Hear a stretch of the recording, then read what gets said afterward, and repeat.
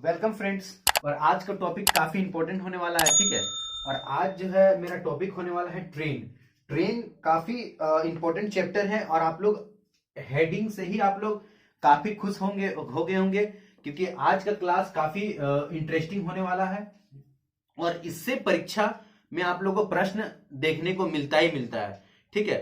आप लोग को ये चैप्टर में आप लोग को बहुत मजा दिलाने वाला हूं, ठीक है। क्योंकि इसमें ऐसे ऐसे प्रश्न पूछे जाते हैं कि बहुत मजाकिया किस्म का होता है। तो आज में मेरा क्लास जो है इंट्रोडक्शन का है। ट्रेन तो क्या है सभी लोग आप जानते होंगे, और आप लोग ट्रेन में जरूर चढ़े होंगे, ठीक है। और आप लोग ट्रेन में जो चढ़ने के बाद जो खिड़की साइड बैठने के बाद बहुत अच्छे अच्छे दृश्य दिखते हैं।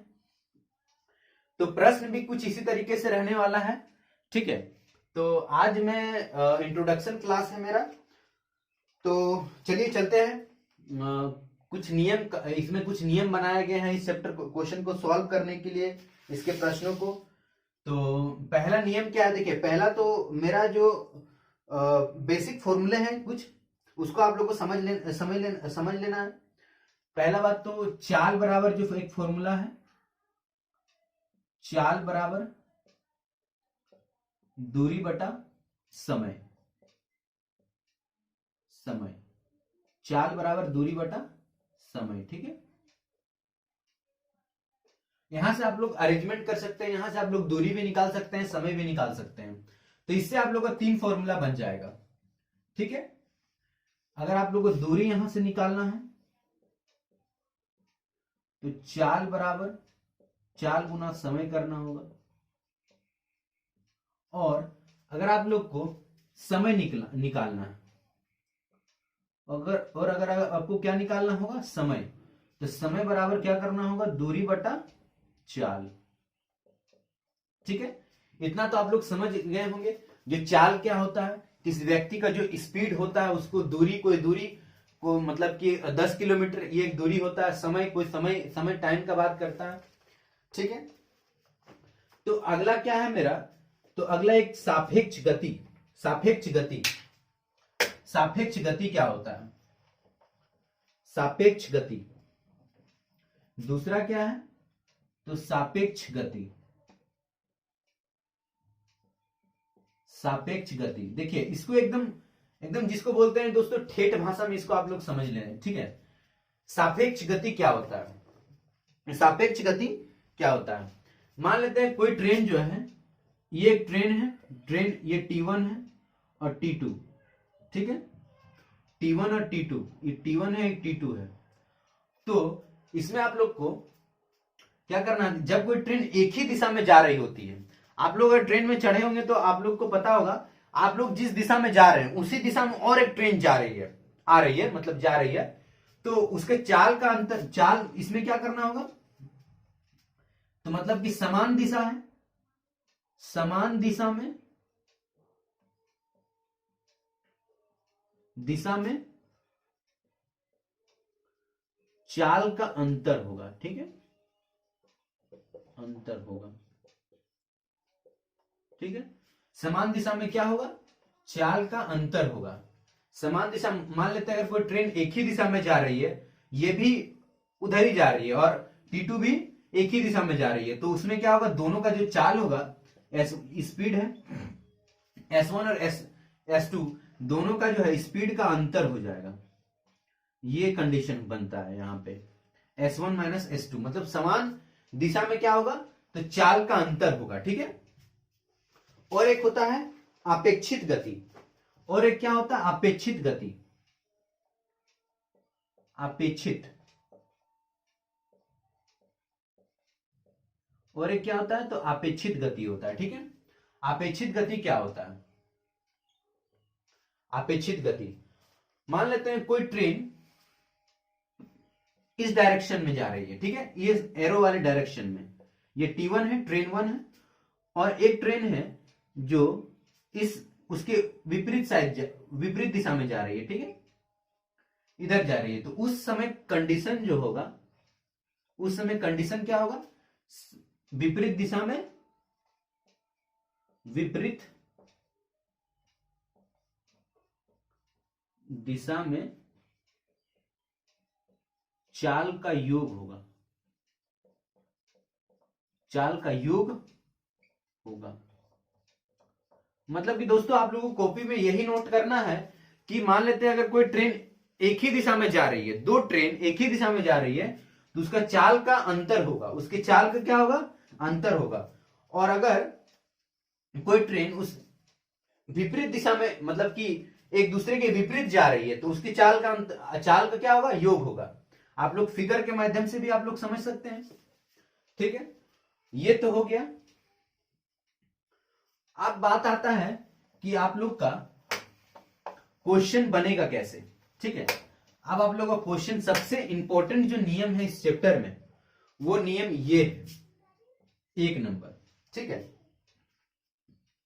ठीक है, ये नियम रूल 1 है। ये रूल क्या है, रूल 1 है। ये आप लोगों को समझना है। ठीक है, पहले तो मैं यहां थ्योरी के माध्यम से आप लोगों को समझा रहा हूं। ठीक है,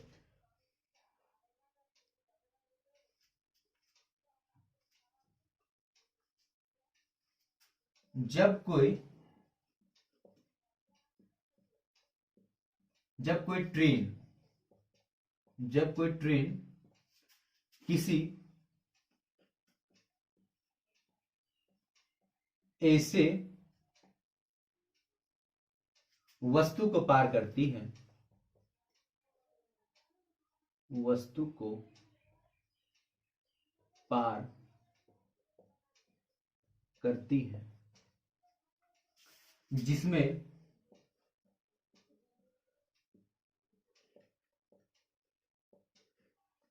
लंबाई ना के बराबर हो, ना के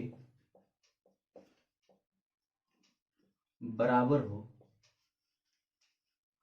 तो ट्रेन उस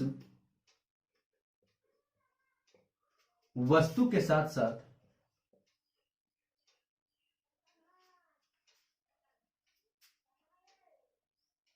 जब कोई ट्रेन किसी ऐसे वस्तु को पार करती है जिसमें लंबाई ना के बराबर हो, तो ट्रेन उस तो ट्रेन जिसमें लंबाई ना के बराबर हो, तो ट्रेन खुद की लंबाई को, खुद की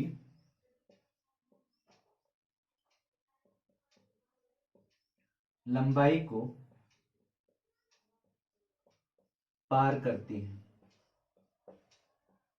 ठीक है, देखिए मैंने तो रूल 1 में क्या लिखा है, जब कोई ट्रेन किसी ऐसे वस्तु को पार करती है जिसमें लंबाई ना के बराबर हो, तो ट्रेन खुद की लंबाई को पार करती है। तो एग्जाम्पल में वे सब चीज क्या है, तो पेड़, ट्रेन जब गुजर रहा होता है तो क्या क्या आ सकता है। ठीक है, पेड़ आ सकता है, खंभा आ सकता है। ठीक है, ट्रेन, पेड़ और खंभा। ठीक है, तो अगर देखिए इसमें आप लोगों को समझना यही है कि देखिए अगर एक ट्रेन है, मान लेते हैं ट्रेन हो, या फिर आदमी, या फिर क्या, आदमी, ठीक है। मैं आप लोगों को देखिए समझाना क्या चाह रहा हूं, मान लेते हैं कि ये एक ट्रेन है। ठीक है, ये एक ट्रेन है, ये ट्रेन है। ठीक है, और यहां पे एक आदमी है। मान लेते हैं ट्रेन की चाल जो है, चाल 30 किलोमीटर प्रति घंटे की चाल से जा रही है। एक ट्रेन जो है 30 किलोमीटर प्रति घंटे की चाल से जा रही है।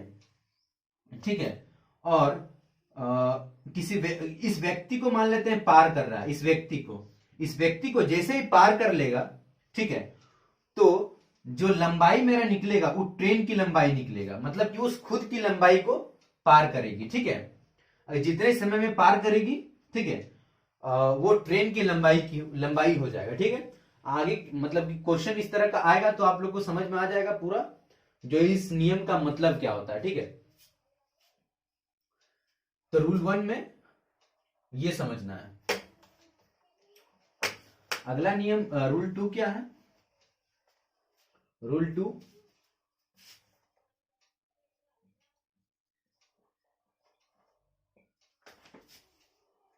यहां पे क्या समझना है, जब कोई ट्रेन किसी ऐसे वस्तु को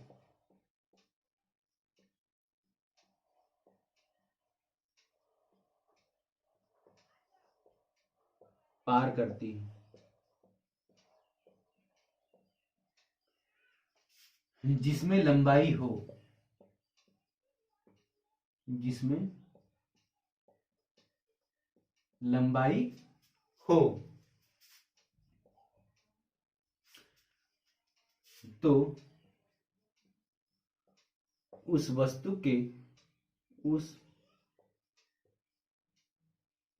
के साथ साथ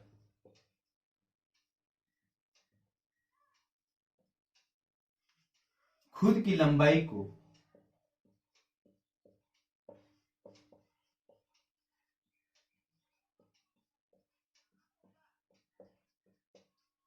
पार करती है। जैसे में क्या हो जाएगा, प्लेटफॉर्म,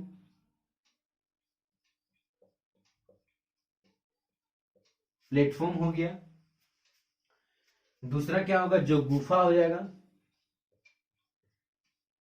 या फिर सुरंग, गुफा या फिर सुरंग, ठीक है। मतलब कि कुछ इस टाइप का चीज आप लोग को रहेगा। तो इसमें क्या कुछ इसका लंबाई में कुछ लंबाई होगा, इसका कुछ लंबाई होगा। तो इसमें समझना यही है कि मान लेते हैं अगर कोई ट्रेन इस वस्तु को पार करती है, पार कर जाती है पूरी तरह से, तो जब कोई ट्रेन किसी ऐसे वस्तु को पार करती है जिसमें लंबाई हो, तो उस वस्तु के साथ साथ खुद की लंबाई को भी पार करती है। मतलब कि अगर मान लेते हैं कोई ट्रेन इसको पार कर दिया है, इसको इस प्लेटफॉर्म को, ठीक है, तो ये जो मेरा जो टोटल जो लंबाई जो निकलेगा, जो टोटल लंबाई होगा वो दोनों का लंबाई होगा, प्लेटफॉर्म का और ट्रेन का, ठीक है।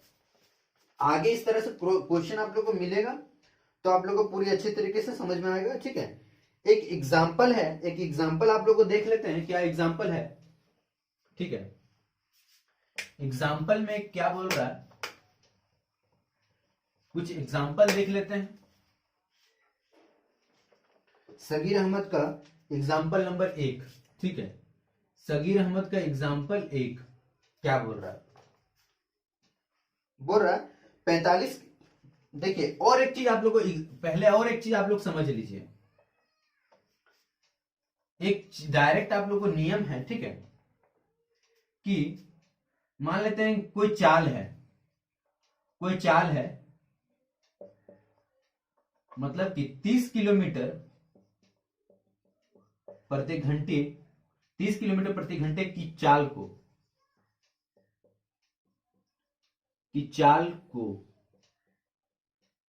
36 सेकंड में व्यक्त करें।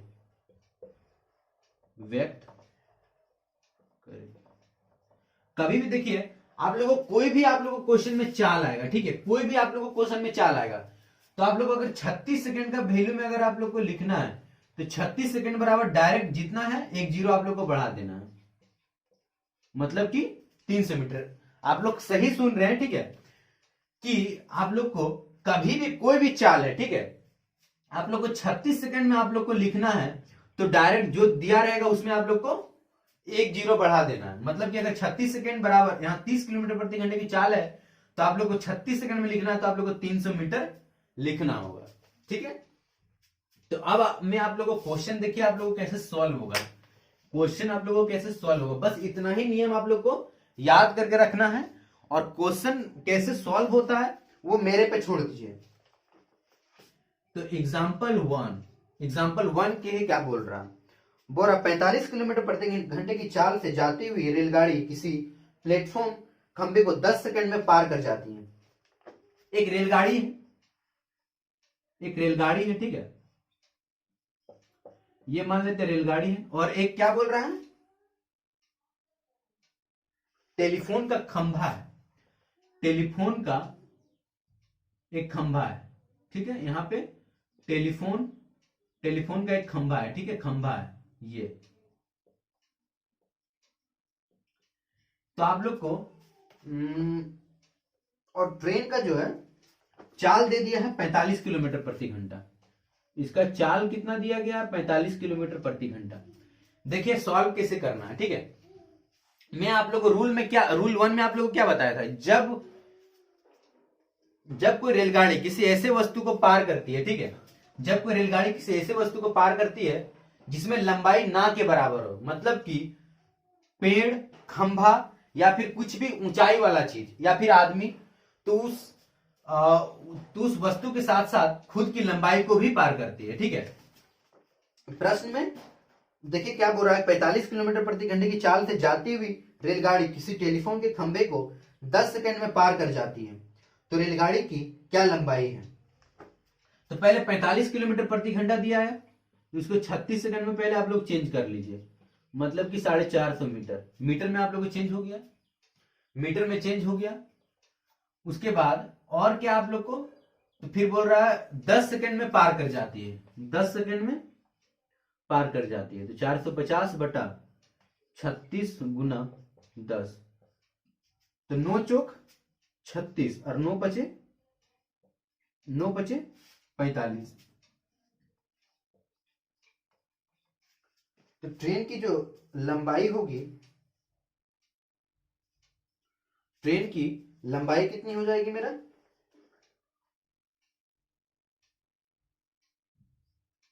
पैंतालीस किलोमीटर प्रति घंटे की चाल से जाती हुई एक रेलगाड़ी किसी प्लेटफॉर्म को किसी टेलीफोन के खंभे को 10 सेकंड में पार कर जाती है, तो रेलगाड़ी की लंबाई क्या है, ठीक है।